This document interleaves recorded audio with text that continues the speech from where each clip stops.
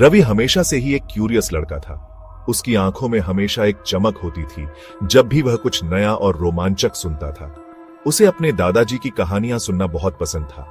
दादाजी की कहानियों में एक जादू था जो रवि को हमेशा मंत्रमुग्ध कर देता था। कहानियां बहादुर हीरोज और हिडन ट्रेजर्स की होती थी। ये कहानियां रवि के दिल में एक अलग ही जोश भर देती थी। एक कहानी जिसने उसे हमेशा फैसिनेटेड किया वो थी पुरानी हवेली की। यह हवेली रहस्यों से भरी हुई थी। यह उनके गांव के आउटस्कर्ट्स पर स्थित थी। हवेली अबैंडन्ड थी।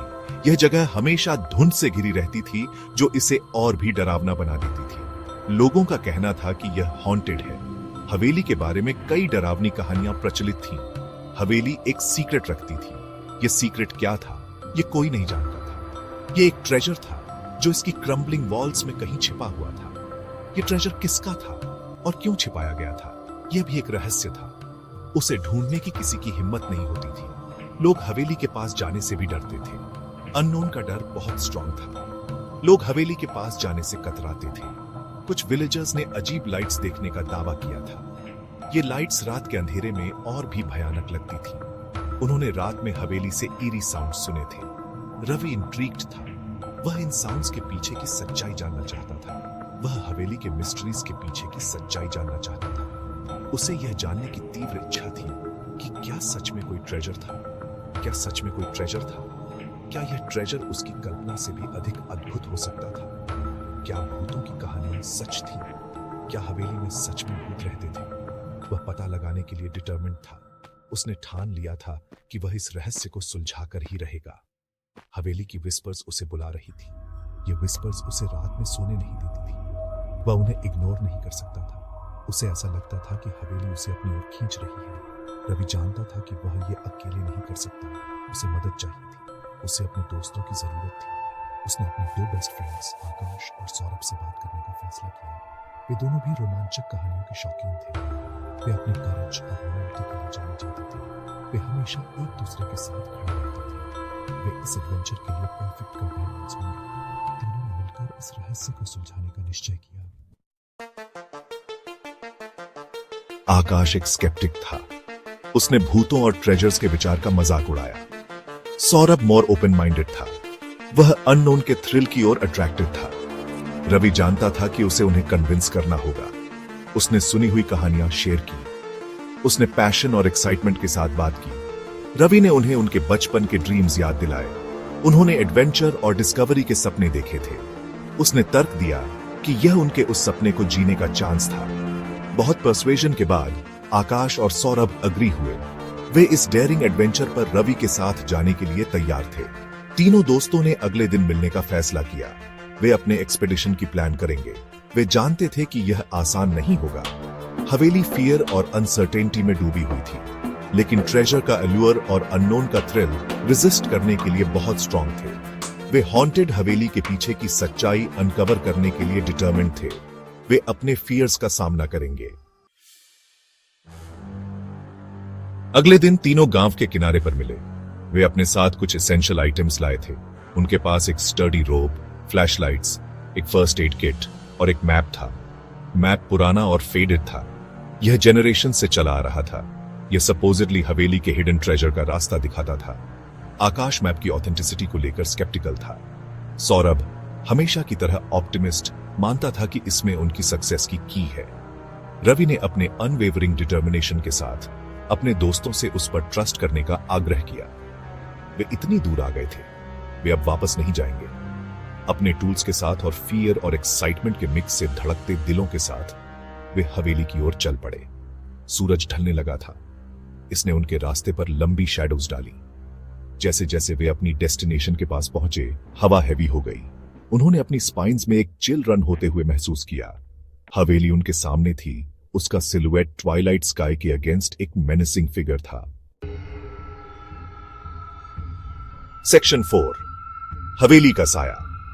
हवेली के पुराने लोहे के गेट्स क्रीक हुए मानो प्रोटेस्ट कर रहे हों, जैसे वे किसी अनचाही उपस्थिति को रोकने की कोशिश कर रहे हों। वे सालों से अनडिस्टर्ब थे, जैसे समय ने उन्हें भुला दिया हो। तीनों ने हवेली के ग्राउंड्स में कदम रखा। एक ईरी साइलेंस ने उनका स्वागत किया। हवा में एक अजीब सी ठंडक थी जो उनकी हड्डियों तक पहुंच रही थी। केवल उनके अपने दिलों की धड़कन की आवाज थी जो इस भयानक सन्नाटे में और भी तेज सुनाई दे रही थी। हवेली क्लोज और भी इंपोजिंग थी, जैसे वह अपने रहस्यों को छुपाने के लिए तैयार खड़ी हो।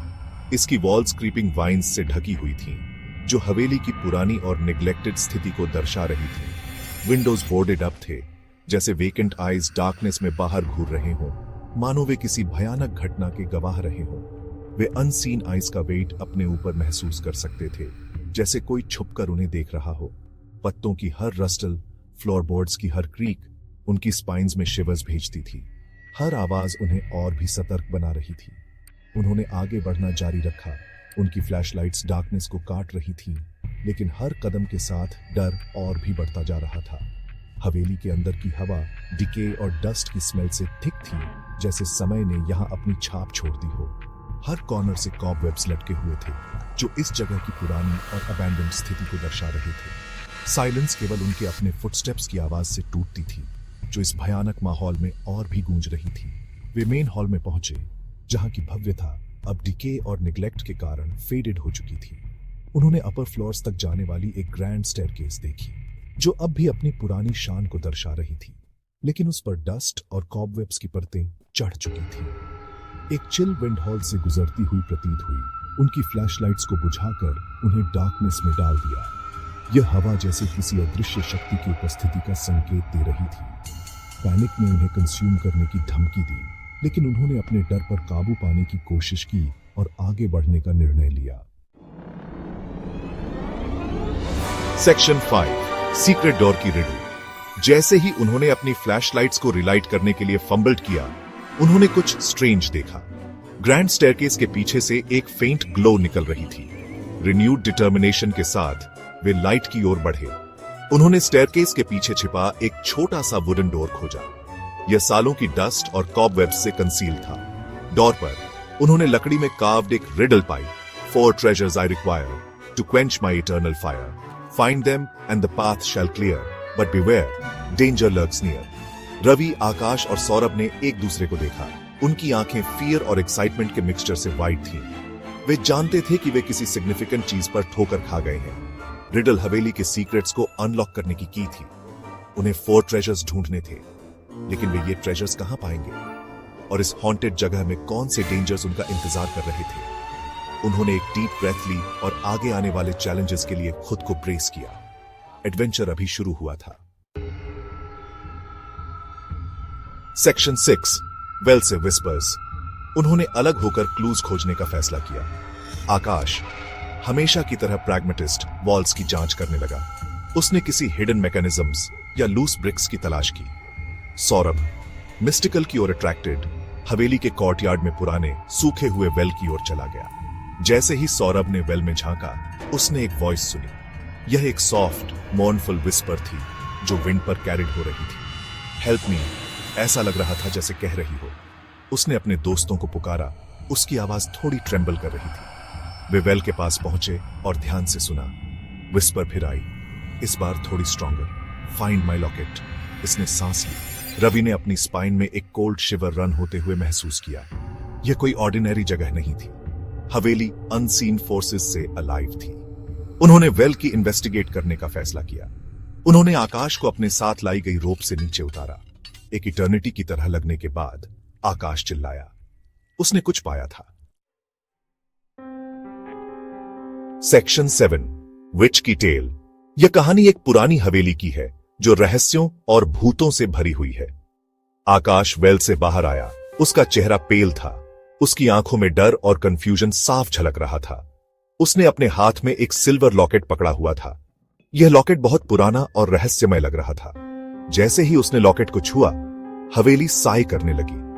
हवेली की दीवारें और फर्श क्रीक करने लगे, जैसे कोई पुराना राज खुलने वाला हो। विंड उनके चारों ओर हाउल की और एक कोल्ड इथीरियल प्रेजेंस ने हवा को भर दिया। ऐसा लग रहा था जैसे हवेली खुद अपनी कहानी सुनाना चाहती हो। उनके सामने एक वुमन अपीयर्ड हुई। उसकी आंखों में एक अजीब सी चमक थी, जैसे वह कुछ कहना चाहती हो। वह ट्रांसलूसेंट थी। उसका फॉर्म पानी पर मूनलाइट की तरह शिमर कर रहा था। उसकी प्रेजेंस ने पूरे कमरे को एक अजीब सी रोशनी से भर दिया। उसने एक फ्लोइंग व्हाइट गाउन पहना हुआ था। उसका चेहरा सौरों से एच्ड था। उसकी आंखों में सेंचुरीज का दर्द और पीड़ा साफ झलक रही थी। उसने बताया कि लॉकेट उसका था। यह लॉकेट उसकी मेमोरीज और उसकी कहानी का एक हिस्सा था। वह हवेली के अंदर ट्रैप्ड स्पिरिट थी। सदियों से वह इस हवेली में फंसी हुई थी, अपनी कहानी सुनाने के लिए तरस रही थी। उसे सदियों पहले विलेजर्स ने विच करार दिया था। उन्होंने उसे एक खतरनाक जादूगरनी समझा और उसे सजा देने का फैसला किया। उन्होंने उस पर डार्क मैजिक करने का आरोप लगाया। विलेजर्स का मानना था कि वह अपने जादू से गांव को नुकसान पहुंचा रही थी। उन्होंने उसे एक प्लेग के लिए कंडेम्ड किया जो गांव में फैल गई थी। विलेजर्स ने सोचा कि यह प्लेग उसकी काली शक्तियों का परिणाम था। उन्होंने उसे उसके प्रेशियस लॉकेट के साथ वेल में फेंक दिया। उसे एक स्लो एगोनाइजिंग डेथ मरने के लिए छोड़ दिया। उसकी चीखें हवेली की दीवारों में गूंजती रहीं। वुमन की आवाज पेन और लॉन्गिंग से भरी थी। उसकी हर बात में सेंचुरीज का दर्द और पीड़ा झलक रही थी। वह पीस के लिए यर्न कर रही थी।